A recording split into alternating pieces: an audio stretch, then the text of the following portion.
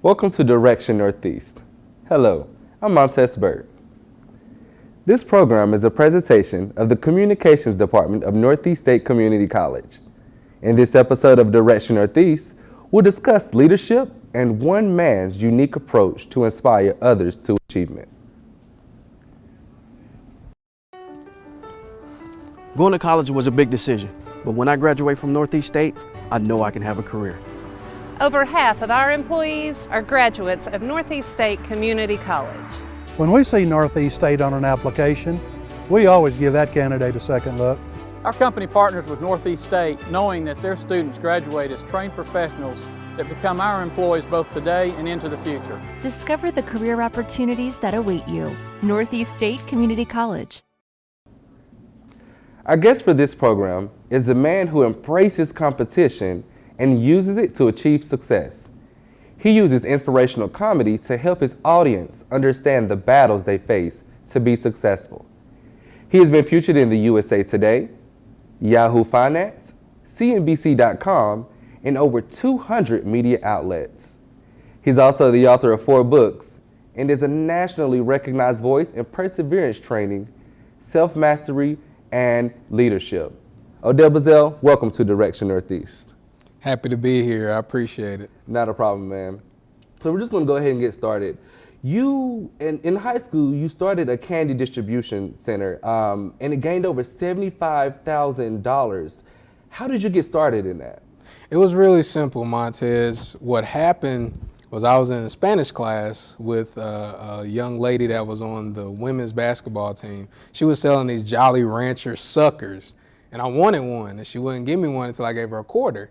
And so then I was like, well, fine, here's a quarter, I want the sucker. Then everybody around her started giving her quarters for these suckers. And I was like, I said, I'm more popular than she is. I think I can do this. And that's kind of how it started. I'm not from the right side of the tracks. My parents couldn't afford a whole lot of things. So I got together with my best friend, Justin, and said, hey man, we're gonna sell some candy, we'll make some money. It happened, we went to a big high school in North Carolina. I was the basketball star, he was the track star. We just posted up during the lunches next to the vending machines. And it really grew from Jolly Rancher suckers to everything that the vending machine had, and we sold it for 10 cents less. So we were a hit. Wow, man. How do you go from candy store to inspirational speaker, author, and blogger? How do you go from that? Well, Montez, I'm a believer that nothing in our lives is coincidental. Mm-hmm. I believe that everything is a sign that's pointing us to where we need to be. And so when I was, going through the candy, I really didn't know what I was doing. I was just a kid, just having fun, just getting money, going to school. So I graduated, went to North Carolina State University, bought a barbershop, had, real life vending machines, and I thought I was doing pretty good. And a book I like to read says, pride comes before a fall. And so I fell hard before I graduated.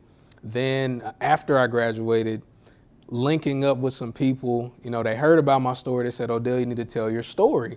And I was like, well, how am I going to do that? And they said, well, you should be a speaker. They started leading me to different resources. And that's kind of how it happened. Like I had to go way down first before I realized that, what I've done and my experiences can help other people succeed as well. Were there anyone in your life that said, no, man, motivational speaker isn't the thing for you? Was there anything that discouraged you from going into motivational speaking?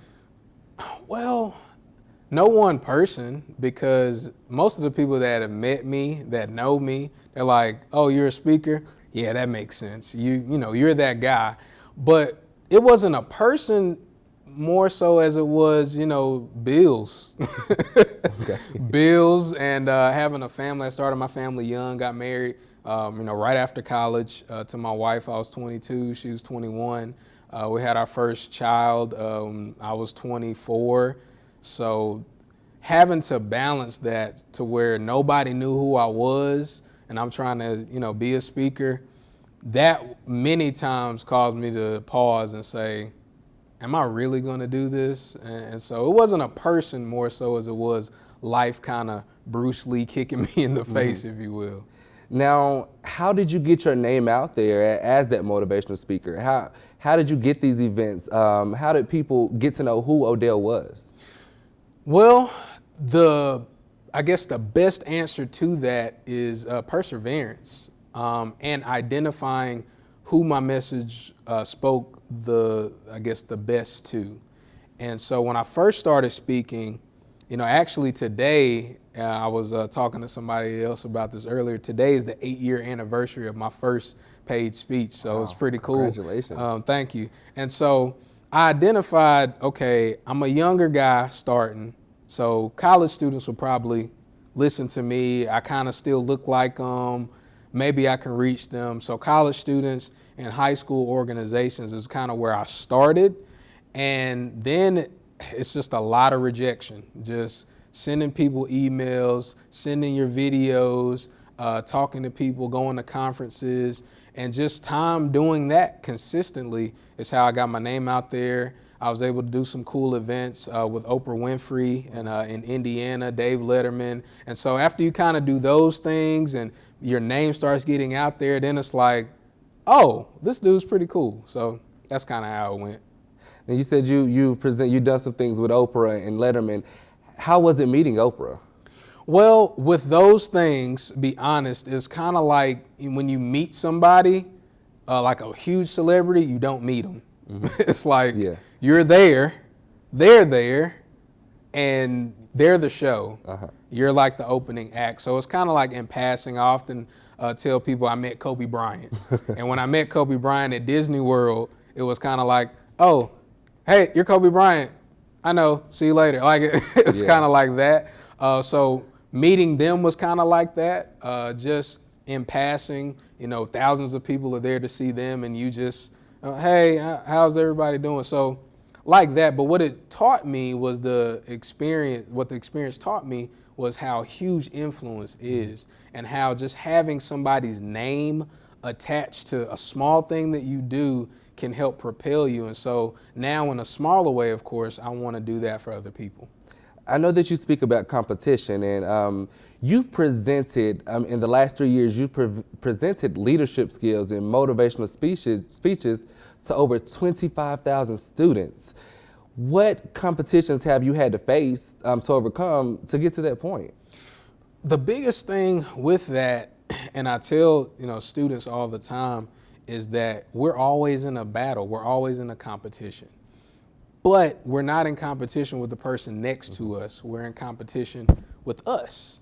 So the biggest thing I had to overcome was seeing other speakers, doing these great things, speaking in front of, audiences, thousands of people, and I'm, speaking in front of maybe 5 people at a local community college or 10 people at, a small leadership gathering or something like that. So I had to kind of overcome the competition of looking at everybody else. And one thing I always often say is that if we want to be successful, we cannot look at other people's highlight reels and compare them to our behind the scenes footage. Like, we can't do that. We have to focus and know, well, they're where they are because they went through a lot of stuff. Yeah. And so that's the biggest thing I had to overcome, is just embracing it and saying, you know what, I'm just starting out. Like, I'm really just starting out. At the time when I started, I was in my 20s, early 20s. So it's like, I've got to pay my dues. And after that, then I've been able to get on some of the bigger stages. Yeah. You know, when you speak about success, what is success to you? What does success means? Wow. I didn't know I was going to be answering that type of question. But no, success to me at this point in my life, success is being able to do what I love, to live the lifestyle that allows me and my family to live an enjoyable and comfortable life, and to be able to love the way that I want to love. That's what success is to me. When I was younger, Montez, and I was making money with candy, I was like, yo, if I become a millionaire, then I'll be successful. Like, that's what's it. And the more I've grown and learned, it's not about money. Like, you hear people say that and you're like, whatever, you hadn't seen my bank account. But no, it's really not about money. Success is just about Am I living an enjoyable and comfortable life? Am I able to take care of my family? Am I able to be happy and do what it is that I love to do? If I can do those things, I'm successful. You know, and with young people and their vision of success is, I'm sure it could be a lot different than what yours is. How do a young person see that they've gained that success? Well, success is progression. You know, I often say success is more about what you become and less about what you obtain. So you're always progressing. If you want to have a successful relationship, the relationship has to continue and has to continue to get over obstacles and go through different things. So I tell young people, well, I think, some young people will say, well, I think I'm successful if I can get this degree, if I can get this job. It's like, okay, well then what? Yeah. Like you want to keep progressing so that when you see progression, then you know that I'm becoming successful because I did this here, I did this here, I did that here. I know that you took, about 3 years ago, you took a leap of faith to decide to go and make professional speaking a business, a full-time business. How does a young person take that leap of faith? What advice would you give them to just get out there and do it? Well, first thing is you have to take care, Abraham Maslow has hierarchy of needs. You got to make sure that those bottom needs are taken care of, like your food, your shelter. You got to make sure those things are good. And for me, it was difficult because I have a family. Mm-hmm. And my wife, and we made the decision for her not to work. And so it was kind of like, okay, if I'm going to do this, first off, I need to make sure I let my wife know we have this amount of money for this amount of time. So if this thing goes south, I can always go back and get my job. So the first piece of advice I would say is always have a safety net. Mm-hmm. Always have kind of a runway. If you're a single student and you're young, you want to start a business, make sure you have the infrastructure of that business mapped out. How are you going to make money? If you want to live on ramen noodles or whatever, do what you have to do, but get that baseline first. Also, after that, make sure that you study your business. Mm-hmm. It's always stuff behind what we see that really keeps the engine going. If you have a car, the engine, the alternator, all that stuff, it can't be seen to the naked eye unless you lift up the hood. Mm-hmm. So in your business, look at what is seen. Like, is it a storefront? What's behind the storefront? Make sure you know your business. Make sure you know it. See, I knew when I left my full-time job 3 years ago, I knew, okay, I know that I can get these types of events because I've been doing it these past few years. So now with more time to put into it, I can probably get some more. Yeah. And so you have that baseline. So make sure you have a foundation, a runway, a safety net of money. Make sure you study your business. And the last thing is don't quit. Like, that's the thing. Most businesses and companies that you see that are successful have been around for a long amount of time.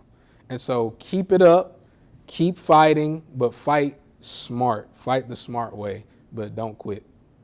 Now, some of your presentations are geared towards mentoring young males. Who was your mentor growing up? Well, I would first have to say my dad. And I say it because, my dad, I respect my dad. Like, my dad is one of my best friends now. But when I was younger, he would say things to me, Montez, that would hurt my heart. I felt like he was taking my heart away. I remember my AAU team won a national championship when I was 14. And gosh, I'll never forget. Takes a picture, holding the trophy, medals and everything, run up to my dad and say, hey, your baby boy's going to the NBA, Pops, going to the NBA. And my dad is like, son, you have a better chance of getting struck by lightning twice and dying in a plane crash than you do going to the NBA. So my daddy would tell me stuff like that, but he would often say that life isn't going to take it easy on me. And so he said, I would rather be tough on you now so that life doesn't have to be tougher on you. So my dad, I have to say, Pops, what's up? What's going on? Hope you're doing well. And William Thompson he was that guy that saw stuff in me that I didn't see in myself. He wrote all these books, and he was like, these books, the royalties and the sales from these books pay for my house. And I'm like, yo, how do you write a book? And he said this to me. He said, Odell, do you know how to use Microsoft Word? I said, yes, sir. He said, well, you can write a book. Go write a book. And he made it that simple for me. And he was that guy that kind of opened up the world to me because he's a multimillionaire. He invited me in his home, and I was able to like really study under him right after college. So my dad and William Thompson. Leadership skills. That's an important thing to have. What do you think, what qualities make a great leader? A great leader has to first understand that it's not about them. That's the biggest thing. And having a family now, being a father and getting married, it's like, you know, it's not about you. Like, you might get with your significant other because you think they look nice or you think that they'll add to your life. But after you like really get intimate with them, you'll see, you know what, if I want to stay in this, it's not about me. It's about us. And so a great leader has to know it's not just about me and my title and all these great things that I can accomplish. It's about who am I leading, who am I serving, and how can I help them move ahead. A real leader wants to see the people behind them or the people following them succeed. That's what a real leader wants. I know young people, when they get into that leadership role, they become afraid, and they're afraid of rejection. How have you dealt with rejection, and what advice would you give someone to deal with that rejection? Hug it. Hug it, embrace the struggle, embrace the challenges. I often say that as we want to ascend to a higher level, we're going to have huge obstacles. And so one of the biggest things we all hate as human beings, we hate rejection. We hate rejection. And I have a saying, refuse to lose. You know, I never lose. I either win or I learn. And so to the young person that's looking at this or anybody that's listening to this, if you don't experience a lot of losses, you'll never experience great gain. You have to experience loss, and it's hard. Like, it's really, really hard. I'll never, ever forget, Montez, the day I met my wife. It was a Wednesday. I was having a difficult time with the ladies that week. Like, Monday and Tuesday were brutal. I was getting rejected left and right. How they could reject this face, I don't know. But they were, and I didn't want to go talk to my wife. I really didn't. My best friend, he challenged me. He said, "Oh, go over there. But you won't talk to her. You scared?" I'll go over there, talk to her. And now, you know, I'm married to my best friend. And I shudder to think, if I didn't embrace that possibility that I might lose one more time, where my life would be. So you've got to embrace it and understand it. Now, go into it intellectually. Don't just say, "Oh, I want to lose, so I'm going to get into the boxing ring and fight somebody I never fought before." No, not like that. Be smart about it. But in whatever field you want to go into, just know that a lot of no's will eventually lead to that one great yes. Now, crossing over to the month of February, and this is Black History Month, a lot of campuses and universities, they promote diversity. How would you say the best way to engage non-Black students into Black History Month? Wow, that's a challenge, you know, because, I mean, be honest, Montez, you know, we happen to be Black. we happen to be Black. When we hear Black History Month, it's kind of like, yeah, you know, and when non-Black people hear it, sometimes if they're not properly informed, it's like, let me be quiet this month. Right. But I really think that non-Black students have to understand that we're contributors, like the Black culture, African Americans, we contributed to everything that you see. And so it's good to learn about it so you can know and put proper context on it, so that when you see things that go against that, we see, oh, all Black men are this, or all Black women are this, you can look through history and see that's not the case. Because here's the challenge with being Black sometimes. We're not allowed to be individuals.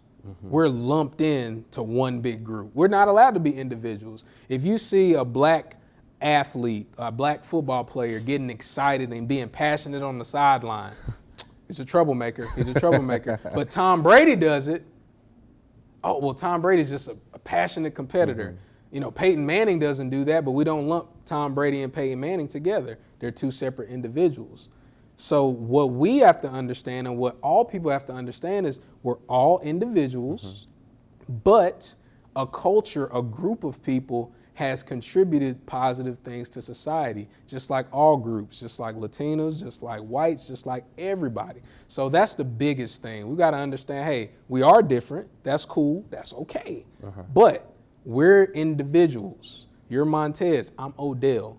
We're different. You look sharp right now. Thank you. And I'm just chilling out. Like, you know, and it's okay. And so they just have to know that we're all individuals, but as a culture, a group of people has contributed to society. It's okay to like us. It's okay. Like, it's okay to smile. It's okay to be friends. Like, we're all people. There's really just one race, the human race. Right. And so we have to embrace it. Now, the media and different things, they'll want to divide us, but we have to fight that notion of dissension and say, you know what? Hey, it's Black History Month. Let's learn about somebody other than Dr. King this month. You have a quote that I really like. Something you said is, the only thing that should be separated by color is laundry. What does that mean? That basically means that we all need each other. And, you know, I'll be very upfront and honest in what I'm about to say. The only way I've been able to get to this point in my career is by people that don't look like me. And so if I was one of those people that wanted to be shut off, be like, oh no, I don't like this type of person because of the way they look, or the system and the man has designed this system to oppress me and bring me down. If I wanted to do that and just hide in my little huddle, I wouldn't be where I am today. And not to say that I don't have any further to go, but it's just we all need each other. We all need white people. We all need Black people. We all need Latino people. We all need Asian people. We all need everybody in between to succeed. And if we don't embrace that, then we won't grow. We won't grow. How does that relate to America today? Oh, how much time do we have? America today, here's the thing that I think, and that's why I'm so keen on competition. America has a set system, and the media is it's a machine. It really is. The media's whole goal is to get eyeballs on the screen, whatever the screen is. And so they know divisive commentary will do that. They know that. So they're going to say, the media, they who controls them, let's put this out there and watch them dance. Like that's how it is. And so what we have to do, we have to fight against that. And so one thing I say often, especially to students, is on social media, if something controversial, if something race-related happens, don't say anything about it on social media. Don't say anything. Nothing. Don't share anything. Don't like anything. Just sit back and watch. In a couple days, it'll be gone. In a couple days, it'll be gone. Then you'll find out how little it mattered. Because that's the thing with social media, with this microwave society. Oh, I'm mad now. How dare you say that? Yeah. America it's a melting pot. So you're always going to have people that don't like a certain group of people. That's it. In 2016, in 2016, you're going to have a group of people that don't like certain people. Then you're going to have another group of people that they might not like people and they don't know why. Yeah. Okay, that's cool. You look at those two groups of people and you say, well, bless you, I'm gonna pray for you, and you keep it moving. You can't get involved into all that's going on, all the puppetry, all of that. We have to focus on how are we gonna move ahead. I need to move ahead with people that are believing the way that I believe and that are acting in the way that I wanna act. And guess what? They don't all look like you. 5 days, 4 states, and 6 presentations. How do you manage such a busy schedule? Well, I've got a great wife that is chomping at the bit for me to be home in a little bit. But my schedule is set up to where I'm really, really busy about 5 months out the year. So 5 months out the year, you know, my beautiful bride knows I'm not going to be around much. But those other months, you got me. Like those other months, I'm home. I do have an office that I work from. I work that office from, you know, this time to that time. After that, I'm home. I'm able to be with the children, able to have fun, and I'll do all of that stuff. And that's how, it's just the give and take with my wife. She's the big one. As far as traveling is my work. Like I honestly believe that. That's the hard part of, you know, having to get up. Yesterday I had a flight that got in to Tennessee at around, I didn't get to my hotel till like 1:30 in the morning. And so it's like, I'm tired. I'm sleepy. I'm not eating as well as I should be. So you have all that going on, but everything that we do has a struggle attached to it, some sort.